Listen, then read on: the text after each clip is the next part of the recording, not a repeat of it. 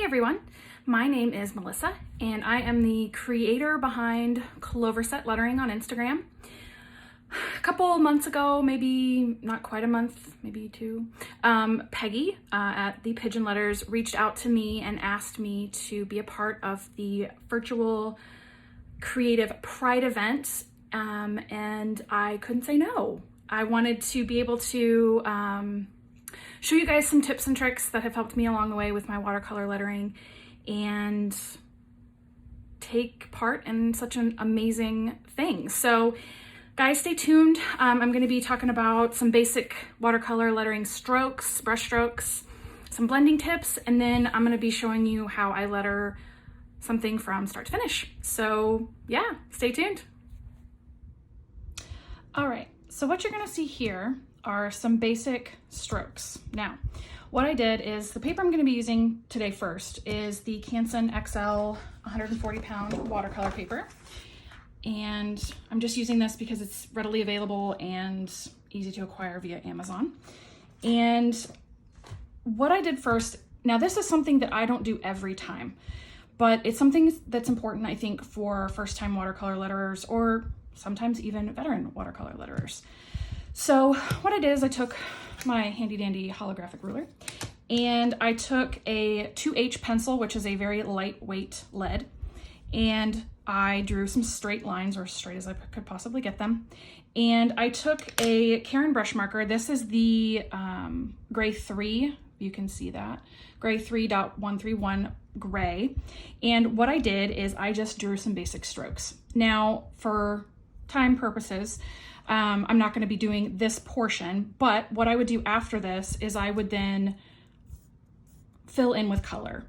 And it wouldn't matter what color, like I would pick black for all intents and purposes, and I would just practice those strokes. There are tons and tons and tons of lettering guides out there, and that is a great resource. I'm working on mine, but there are a lot of lettering guides out there. I encourage you to, I think Peggy has one. I know Crystal Elizabeth has one. Tons of people. Lindsay from Tiny Cactus. Definitely check theirs out. They're very, very helpful because they all give you different kinds of styles and techniques because everybody letters differently. But for this video, what I did is I did some basic downstrokes here, and I didn't complete the upstrokes because I don't actually do a full upstroke on an A, and I'll show you that in a minute. So this is just to practice, and this is the stroke breakdown. So you've got your A here, and then your little tail. So for the word hello, what I would do is I would do, this is the first downstroke for me, and then the second, making that curve. E is all one movement, L, L, and O. So I combined it and we have hello. Now, what I always do, I would say 92% of the time, is I take a pencil, the same pencil that I drew the lines with, and I sketch out what I'm gonna write. So for this one, let's do Clover Set. So what this gives me, first of all, is composition. Consider that this portion of the lettering is not here. And so we've got this part of the empty paper. What I do is I look at the size of the paper, then whatever the word or saying or quote is, and I kind of, in my mind's eye, sketch it out. Some people do better when they actually like rough sketch it. Some people will actually use Procreate on their iPad and do all of this digitally. If you have an iPad and have access to it and are able to use Procreate, I think it's an immense tool to have at your disposal, especially to be able to practice downstrokes, upstrokes, because watercolor lettering is a little bit more difficult, but you have that foundation of all that muscle memory, it's not going to be as difficult to then learn how to control a brush. So coming back to this, we're going to do the word Clover Set. So what I'll do is I will write the word on another piece of paper, but for this, we'll just write it right here. And I will take my pencil, and I'm a little bit weird in that, if you can see here, oop, didn't mean to bump the camera. Ooh. You can see here that I kind of have like an angle on my pencil. That's the edge that I letter on. So I get the softest look possible. So what I'll do is consider this my midline, okay? So I'll start sketching out. Now this is not, you know, permanent. That's the best part. You have the ability to erase. So if there's something I don't like, for example, the loop on that L is a little too small for me. Now I know I'm erasing the midline here, or what we deemed as the midline, but I'll go back in. That's a little better. But I'll go back in and I will sketch out what I want. Now, the cool part about this is you can go back in, erase, add flourishes, add other elements with pencil. And then if you don't want to do it after you've already started painting, once the painting is dry, you can erase the pencil marks as if they weren't ever there. So I'm going to finish this word and then I'm going to come back and I'm going to show you guys some basic blending and strokes. All right, guys, so I am back and I have lettered the word clover set. Now I'm going to show you guys some stroke variances that I do even if I've already laid down like pencil lines, and then I'll show you how that differs after we, you know, erase it and stuff. So two colors I'm using are from my line, Clover Set Lettering Watercolors, and this color is the color Holy Shit, excuse my French, and this is the color Happy Trees. They are, like I said, both available in my shop, so if you like what you see, go check them out. So you'll notice that I have, like I said, laid down my word in pencil, and the reason I did this, number one, is it saves on paper, because if I don't like how it looks in pencil, then I can erase it. If I start, you know, just going ham without any kind of template, so to speak, the likelihood of me messing it up is, you know, or not liking it is pretty high. So sometimes I will letter without putting anything down, you know, just kind of go in. But like I mentioned before, about 92% of the time, I will pencil it in first. So what I'm gonna do is I'm going to take a little bit of the color Holy Shit, and I'm going to kind of coat my brush. The brush I'm using is the Pigeon Letters Round 2. This is my favorite Round 2 next to the Princeton Neptune Series Round 2. So I've got my brush pretty much saturated.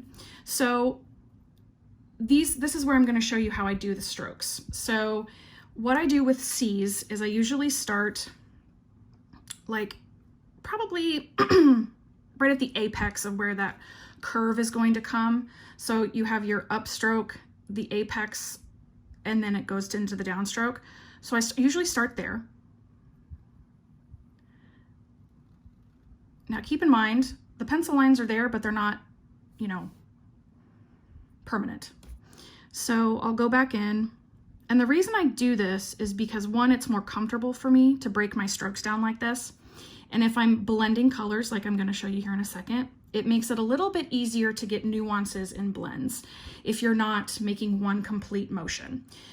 And the other reason I do this is because for me, when I complete an upstroke, it's hard for me to rotate my brush into that apex, just because of the reason I hold my brush. So what I'll do is I'll bring it and I'll kind of make it into a downstroke. Now, keep in mind that when you write a C, this is going to be your upstroke. So unless you're doing like a monoline, make sure that any upstroke that you're doing as a downstroke is a little thinner. So what I'll do is I will thicken up this downstroke and I'll even out the C a little bit. And then the apex down here into the upstroke. And I'll bring it up here. Now, this is where the blending comes in.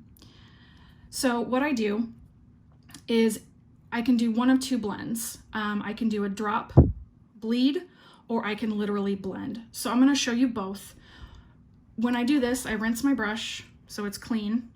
And I'm gonna pick up some happy trees here. Sorry for my reach. I'm gonna put this over here. Pick up a little bit of quite a bit of happy trees actually. And this is a drop bleed for me. So that literally means you're dropping the color and letting physics take over.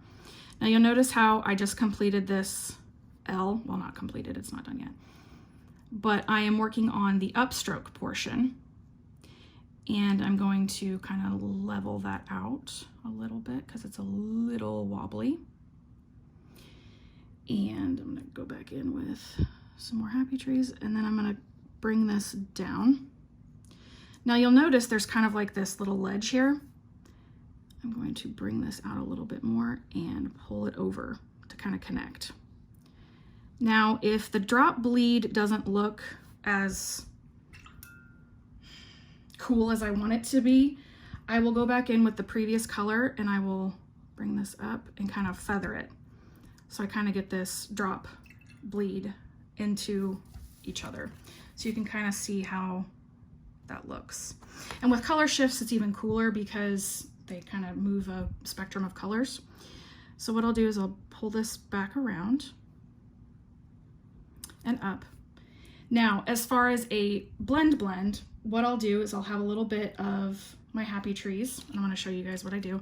This I do in a palette, like a blending palette, but I'm gonna show it here. So I take a little bit of the happy trees, and I do this not in the pans because I don't want to contaminate the pans with both colors. So I've got the purple color here, holy shit, and got my brush. I'm going to pull it over here. Now I'm going to dip into a little bit of happy trees, and I'm gonna pull it over like this. Now you'll notice, again, I am completing that O in more than one stroke. So I start about a little bit before that apex curve.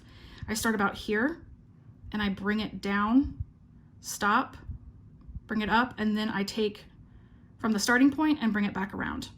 But I keep in mind what my upstroke and downstrokes are. So I'm gonna go back into that L and I'm going to literally blend the two colors together. Now, keep in mind what colors you're using. Like if you are using a blue and an orange, so to speak, it's probably gonna look a little muddy. So I would suggest doing something like a drop bleed for that. These two colors tend to go pretty well together because they are very close in the color spectrum, so they don't muddy up as much. And because there are color shifting properties in these paints, they tend to lend themselves better to blending. So I'm gonna finish painting the rest of this. I'm gonna speed it up so you guys can watch how I do it, and then I will show you the finished piece. All right, let's get to it.